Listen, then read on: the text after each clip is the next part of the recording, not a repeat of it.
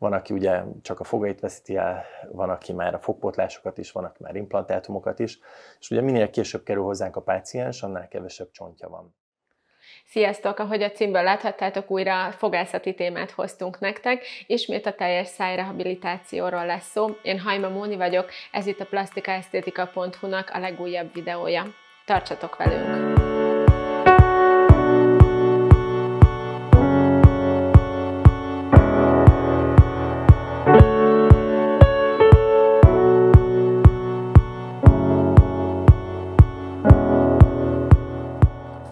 Szia Feri, hát nagyon örülök, hogy újra tudtunk találkozni.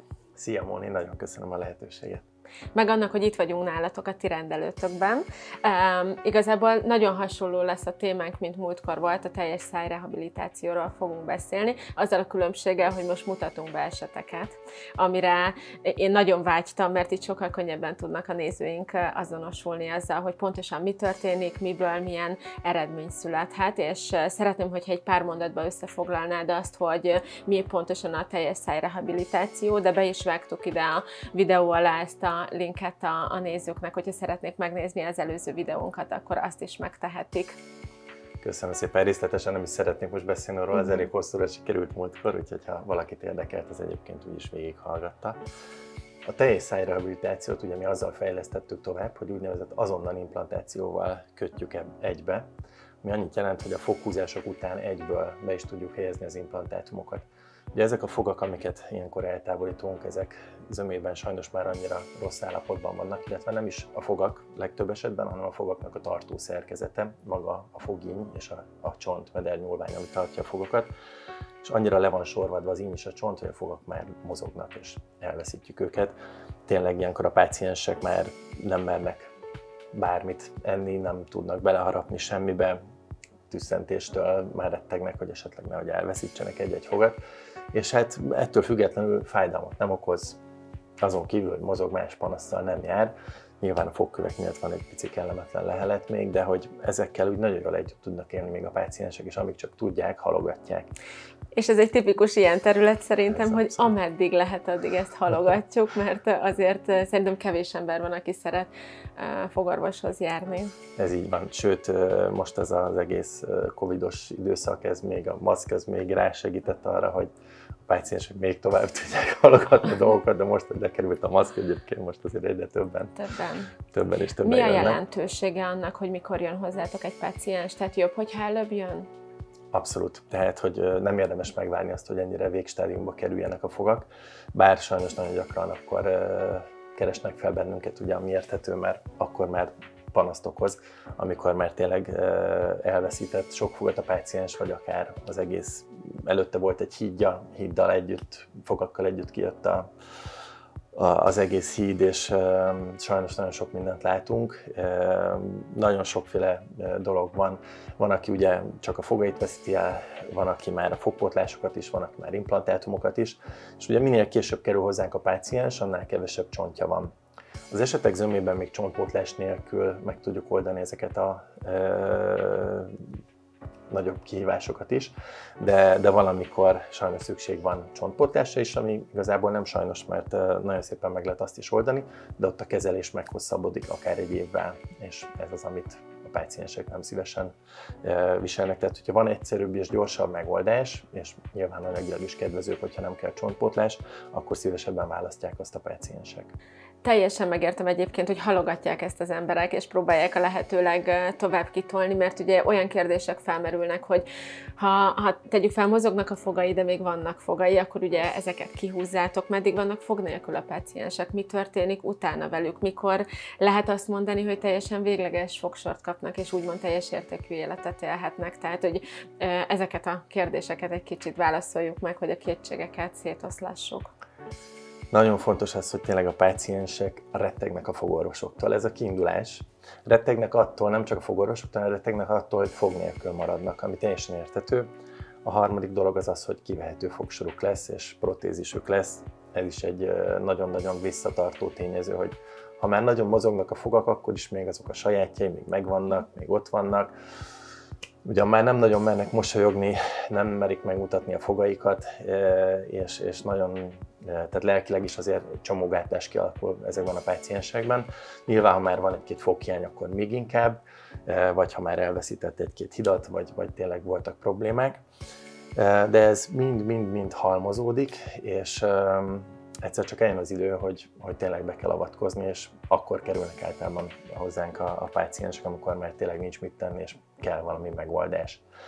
És nagyon sokan a páciensek nem is tudnak róla, hogy ez mennyire gyorsan és relatív egyszerűen és abszolút fájdalommentesen végig vihető ez az egész folyamat. Onnantól kezdve, hogy mondjuk végállapotban vannak a fogak, és nem tudjuk megtartani őket, de van megoldás. Egy ülésben, ami durván hangzik, de egy ülésben eltávolítjuk az összes fogát a páciensnek, ami egyébként a legegyszerűbb, főleg ezeknél a mozgófogaknál, tehát egy 10-20 perc alatt ki van az összes fog, csak ettől retteg mindenki egyébként. Tehát amikor a páciensek utólag beszámolnak róla, azt mondják, hogy mennyire rettegtek a foghúzásoktól, pedig aztán milyen egyszerű az volt. volt a legkönnyebb része. Így van, meg hát onnantól az egész folyamat elindul, ez egy 5-5,5 órás kezelés, de ugyanazon a napon a fogak eltávolítása után egyből behelyezzük az implantátumokat, az implantátum felépítményeket egyből ráhelyezzük, lenyomatvételi fejeket, vagy úgynevezett scanbodykat fölteszünk, és levesszük a lenyomatot, vagy digitális lenyomatot, és ez alapján meg a harapást rögzítjük, már a kiindulási harapást is. Egyébként olyan szempontból nagyon jól még megvannak a saját fogak és a kiindulási fogak, hogy a harapást is sokkal könnyebb beállítanunk. És van egy kiindulási harapás, és az állkapocs izületnek nem kell új rágópályákat megszoknia, hanem az eredetit tovább tudjuk vinni, mind az ideiglenes, mind a végleges fogpótlás, ami szintén egy óriási dolog. De a lényeg, hogy aznap estére akár a páciens megkaphatja a fix, felcsavarozott ideiglenes fogpótlását. Ami durván hangzik, hogy ilyen van és ilyen létezik, igen van, tehát ez tényleg kell mondjuk egy összeszokott kis csapat, egy profi fogtechnika, akik ezt gyorsan megcsinálják, és tényleg aznap estére ez elkészülhet. Tehát igazából már aznap szebbek lesznek a fogai, igaz, hogy még csak ideiglenesen, mint azelőtt, azért, mert már itt a helyszínen akár megcsinálja a fogtechnikus az ideiglenes pótlást, ti ezt rögzítitek, és ameddig gyógyul? Így van, tehát az ideiglenes fogakat vagy aznap este, de általában a legnagyobb, tehát a legnagyobb rutin az szokott lenni, hogy egy nap a műtét, amikor megcsináljuk az egészet, ez egy 5-5,5 óra, és utána a páciensek örülnek, hogy hazamehetnek és pihenhetnek, és általában másnap egy pihenőnap szokott lenni, de valaki ragaszkodik hozzá egy aznap, vagy másnap megkapja az ideiglenes, de általában egy nap pihenő, és utána a műtét utáni harmad napon szoktuk az ideiglenes fogpótlásokat átadni, addig az íny is egy picikét még szépen beáll, megnyugszik, gyakorlatilag semmi vérzés, duzzanat, dagadás az ugye van a műtét után, de az ideiglenes fogakat megkapja a páciens, amivel már egyből mosolyoghat, rághat, akár aznap este vacsorázhat, amikor a műtét van. Tehát van, aki ugye fogak nélkül jön, van, aki mozgófogakkal jön, vagy tényleg mondjuk egy katasztrofális állapotban lévő fogakkal, vagy fogpótlásokkal, és estére egy gyönyörű szép fogpótlást kaphat. Viszont ugye ezt tudni kell, hogy ez egy ideiglenes fogpótlás, ezzel várni kell 4 hónapot. Maguk az implantátumok, egyébként mi a Straumann implantációs rendszert használjuk az ilyen azonnal implantációs műtétekhez leggyakrabban. Ezeknek van egy SL-aktív felszínű implantátum családjuk, van több is, de ezeknél a gyógyulás 3-4 hét. 3-4 hét múlva ezek az implantátumok, amik frissen be vannak helyezve, akár véglegesen terhelhetőek, ami nagyon durva, ezt mondjuk nekem 10 éve mondja valaki, hogy ilyen lesz, én nem azt mondtam volna, hogy ilyen soha nem lesz, de tényleg ezek az implantátumok már akár véglegesen terhelhetőek 3-4 héttel a beültetés után, az íny és a csont viszont nem gyógyul meg ennyi idő alatt. Az, hogy az íny szépen kisimuljon, és utána a végleges fogpótlás is tökéletesen tisztítható legyen, és nagyon jól karbantartható legyen, ehhez kell kivárni a 4 hónapos gyógyulási időt. Ez alatt szépen az íny kisimul, az ideiglenes fogpótlás alatt lesznek rések, amit a páciens teljesen jól tud egyébként tisztítani, és fontos is, hogy nagyon jól tisztítsam, de ezért is vannak havonta kontrollok egyébként egy ilyen beavatkozás után. És amikor a 4 hónap letelt, levesszük a véglegeshez a lenyomatokat, és onnantól egy 3-4 hét is elkészül a végleges fogpótlás, ami viszont már tökéletes. Viszont a lényeg, hogy végig a páciensnek van foga, nem marad fog nélkül egy napra sem akár, vagy mondjuk csak 2 napra marad fog nélkül. Úgyhogy tényleg a minimális kellemetlenség, ami tényleg ezzel az egésszel jár, az egész procedúrával. Nyilván, tehát, hogy nem árulunk zsákba macskát, ezt előre elmondjuk, tehát, hogy van, aki tényleg be is lilul, szép vérömlények, hematómák kialakulnak a páciens fején, akár a nyakáig lehúzódhat bármeddig. Nagyon ritkán fordul elő egyébként. Ezt is egyébként meg lehet előzni, hogyha nagyon szeretnénk szteroidokkal. Én nem vagyok annyira híve ezeknek.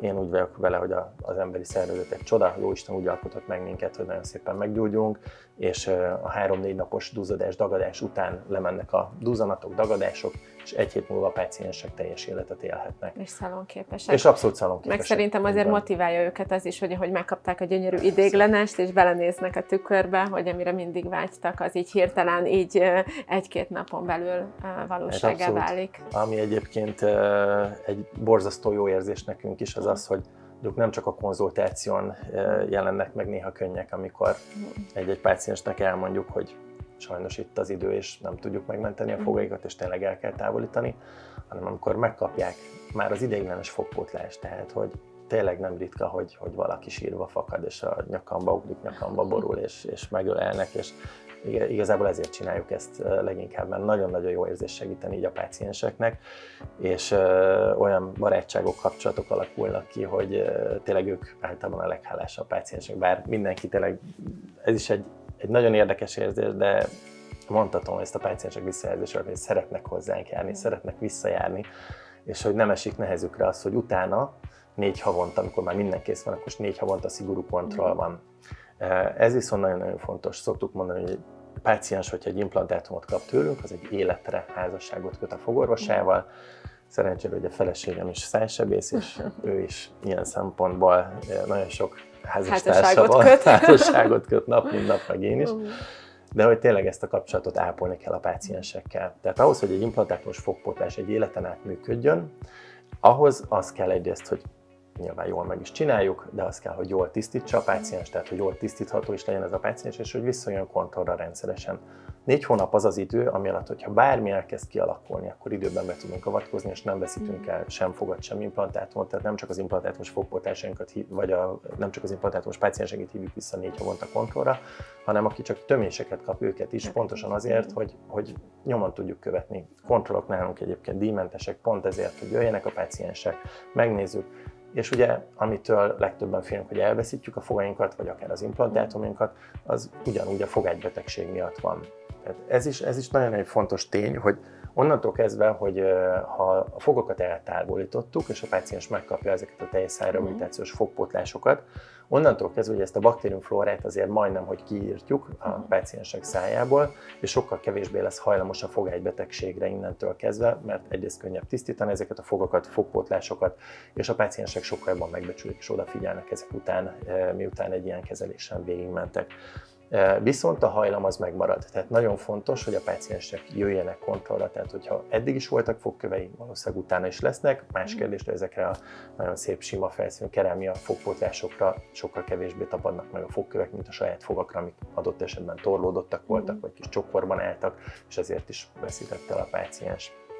Úgyhogy tényleg jó érzés nyomon követni ezeket a relatív nagyobb munkákat, és tényleg ahogy jönnek vissza a páciensek, tényleg az egy csoda. Hát ezt teljesen megértem, meg az is nagyon fontos, és itt még a végén, mielőtt az első esetet megmutatjuk, hogy ez egy közös munka. Tehát, hogy itt a sikeresség ez nem csak rajtatok múlik, hanem ez a páciensen is múlik.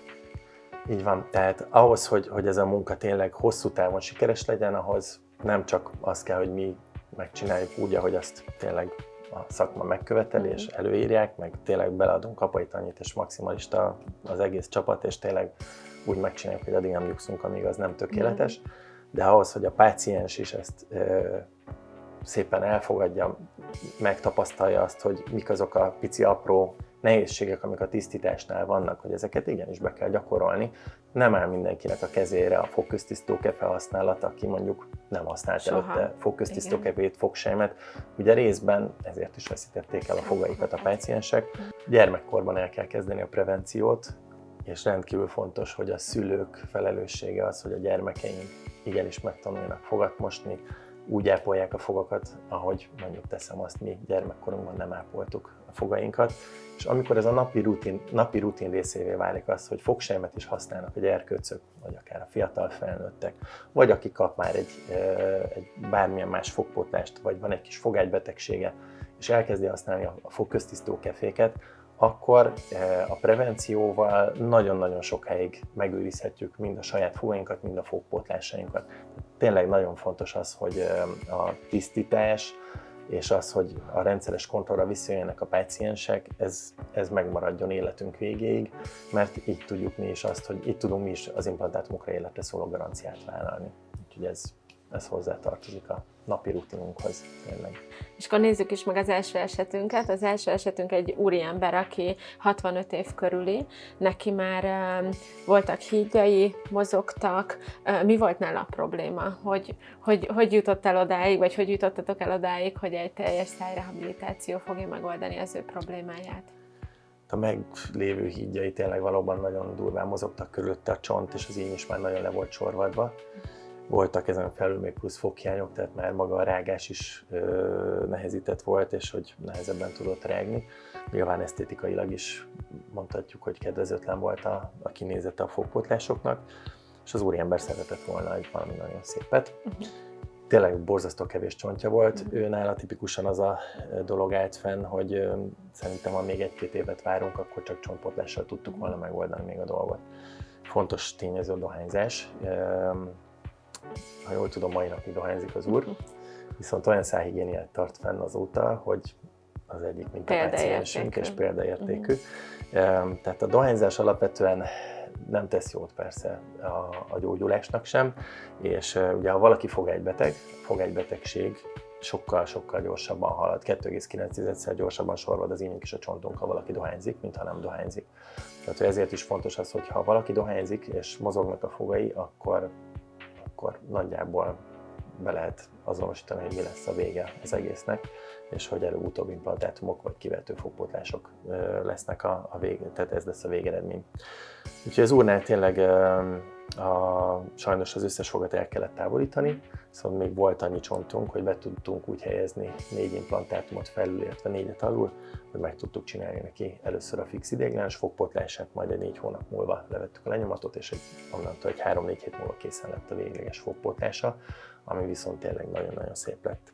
És azóta is jön rendszeresen kontrollra, és nagyon-nagyon szépen ápolja a fogait. Tehát nála akkor az alapbetegség az egy fogágybetegség volt, ami eljutatta őt idáig, és ilyenkor, amikor ugye megtörténik az implantálás, akkor a fogágybetegséget ezt egy megfelelő szájhigiéniával lehet megállítani, vagy az implantátum is segít ebben, vagy hogy nem húzódik? Tehát ez hogy... Nagyon-nagyon jó kérdés.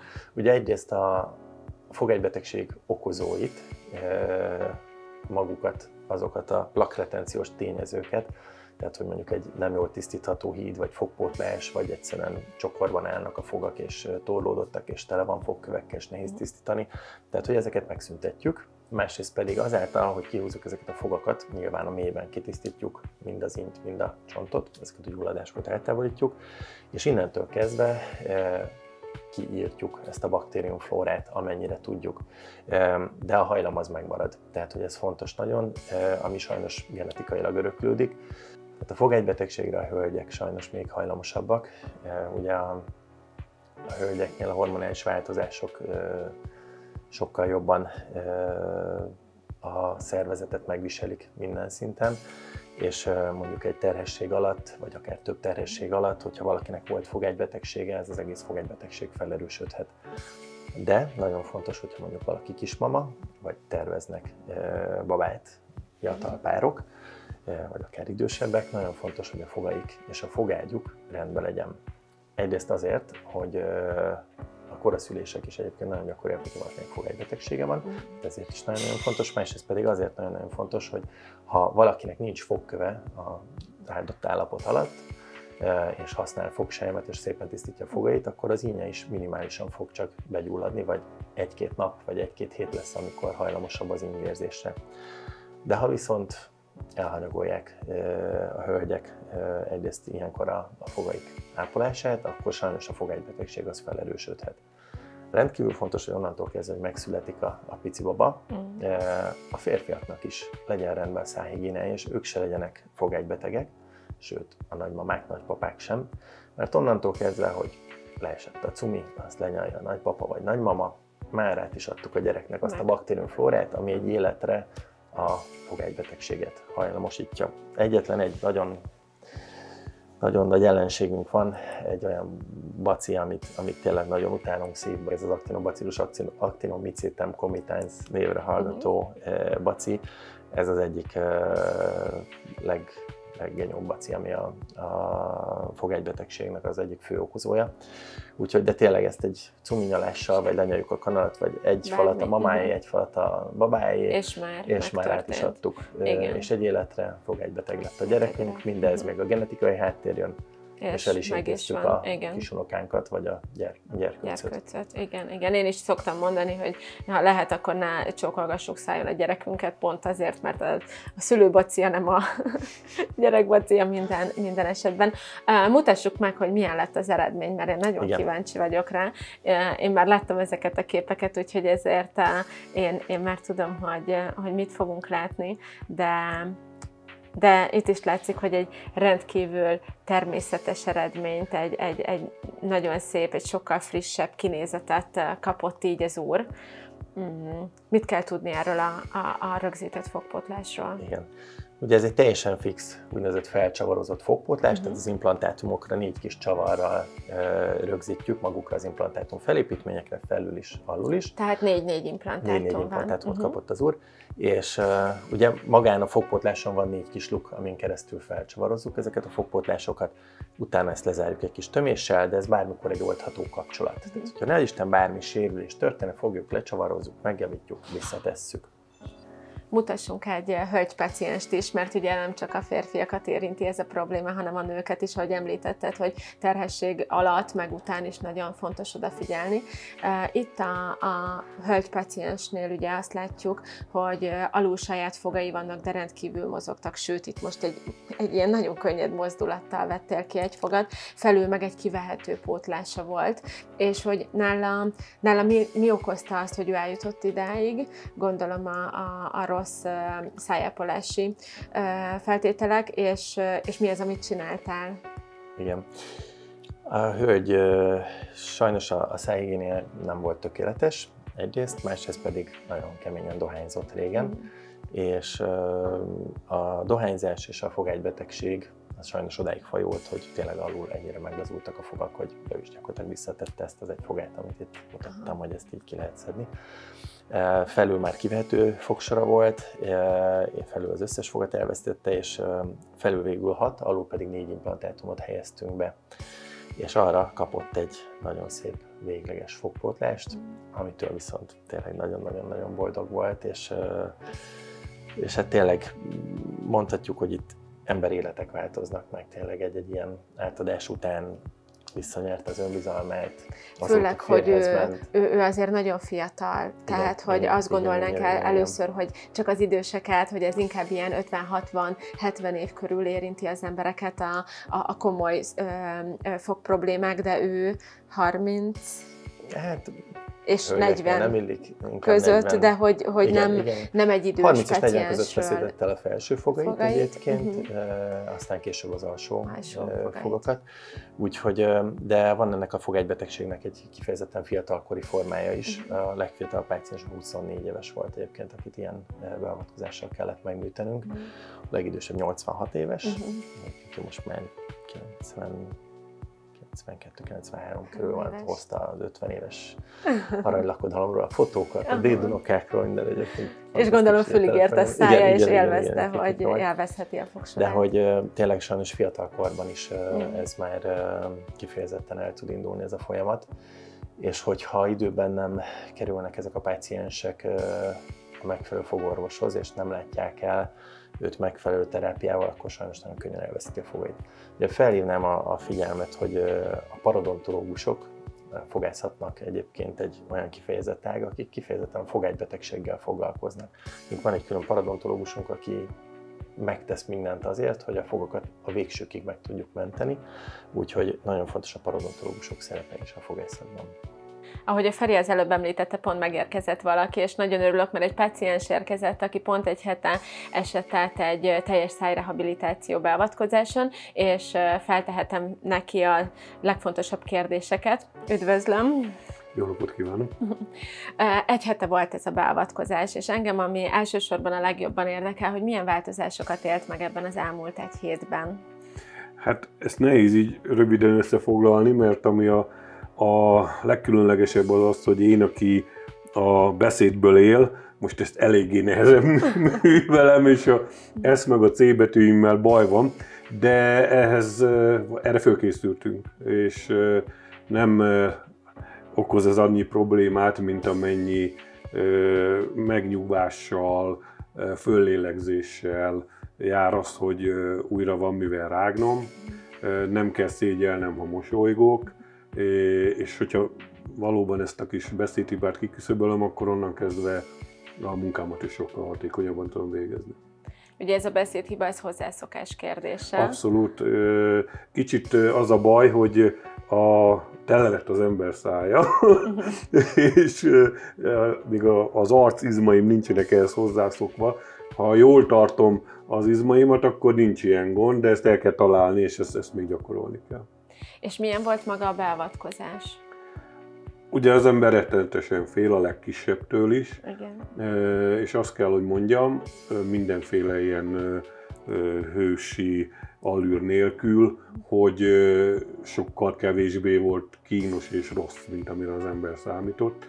Úgyhogy az összes fogától megszabadítják az embert, ami nekem azért volt jó, évek óta húzódott már ez a dolog, és mindig azért húztam, halasztottam, mert nem volt időm arra, hogy sokáig fog nélkül legyek, mert az mondom mind a munkában, mind a hétköznapi életben olyan módon vetett volna vissza, amit nem tudtam vállalni.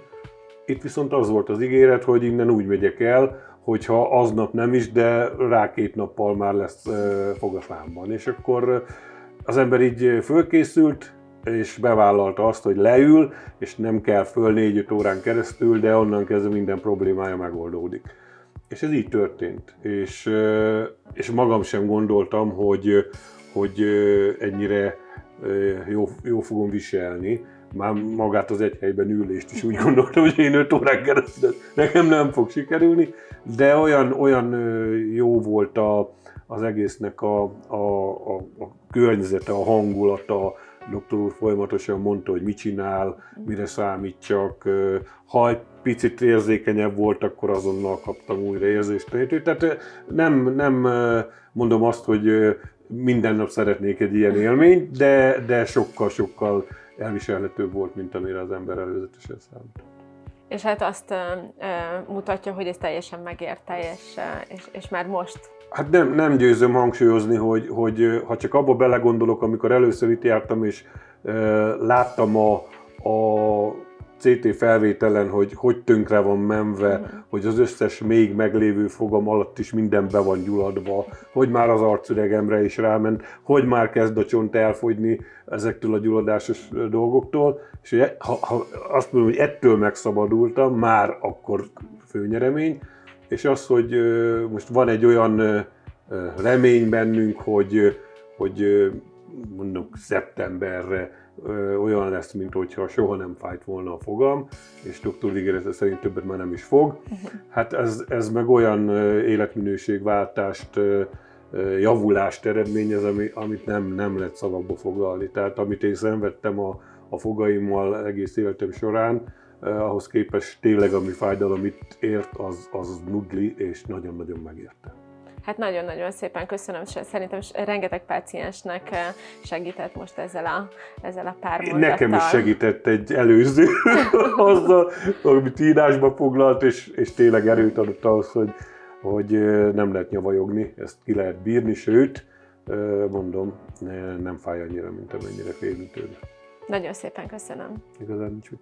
Nagyon örülök, hogy így pont így beesett egy páciens, akit el tudtunk kapni, és el tudta mondani, hogy mennyi pozitív élménnyel gazdagodott azáltal, hogy végre belevágott egy ilyen beavatkozásba. De még térjünk vissza a hölgyre, akit az előbb elkezdtünk mutatni. Másodperc, csak tényleg ennél hitelesebben, ahogy Gagyics úr is beszélt, tehát ugye mondhatok erről bármit szépet és jót, de tényleg amit a páciensek átélnek és végigmennek rajta, Sőt, amit említett, volt egy páciensem, aki megírta a teljes sztoriát, hogy ő hogy ment végig az egész folyamaton. Talán erről múltkori videóban is meséltünk, ezt egyébként bemásolhatjátok, ha gondoljátok.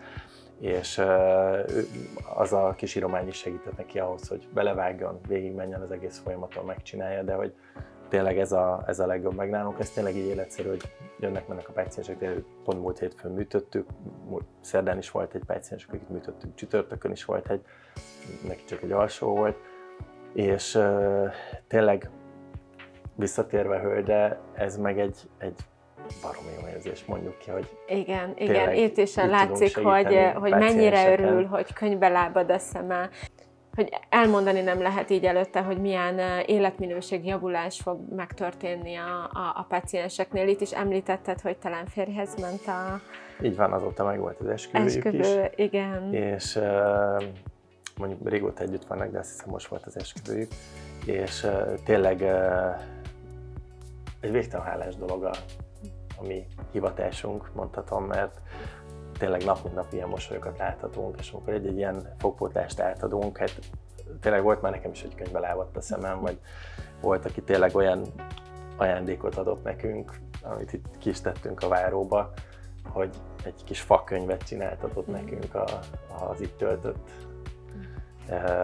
napjairól, óráiról a páciensünk, és hogy ő is nagyon-nagyon boldog volt, és nagyon hálás. Tehát, hogy én is nagyon hálás vagyok a pácienseinknek, hogy így eljutottunk, hogy csinálhatunk egy ilyen szép rendelőt, hogy most már Budán és Pesten is fogadhatjuk a pácienseinket, és hogy tényleg folyamatosan fejlődhetünk mi is. Úgyhogy nagyon jó érzés egyébként, hogy a Straumann cég is szeret bennünket ilyen szinten, hogy például most jövő hétfőn megyek, nem a vasárnap este megyek ki Bázelba, a Straumann központjába, és lesz egy kis kurzus a legújabb implantátumokról, a TLX implantátumrendszerről, ami szintén kifejezetten fogálybetegség esetén akár azonnal implantációval egybekötve egy nagyon jó implantátumrendszer, ez most idén február óta van kereskedelmi forgalomban, de volt lehetőség ezt már tavaly nyáron tesztelni, és most így minden országból egy embert hívtak meg, aki már használja ezt a rendszert, és megosztjuk a tapasztalatokat, hogy ki mit lát, mivel lehet esetleg még egy picit jobb vagy kinek mik a tapasztalatai, úgyhogy ezekből lehet igazán sokat fejlődni és tanulni egy ilyen kis kurzuson, konferencián. Hát azt gondolom, hogy megint nagyon sokat segíthettünk azoknak a pácienseknek, akik gondolkodnak rajta, vagy azt gondolják, hogy már van valami problémájuk, és informálódnának a témába. Úgyhogy nagyon szépen köszönöm neked ezt az interjút is, és biztosan fogunk megforgatni. Én köszönöm a lehetőséget még egyszer, meg nagyon külön köszönöm, hogy kijöttetek, és hogy itt tényleg elnézést, csak nagyon kevés az idő, és nem tudtam elmenni, de tényleg külön köszönöm, hogy eljöttetek, de ilyen szempontból meg tök jó, hogy lesz még más is. Igen. És tényleg el is köszönök én is, mert várnak, és a varratszedés tudnak meg kell csinálnom gyorsan. Köszönöm szépen én is. Szia! További sok sikert nektek is.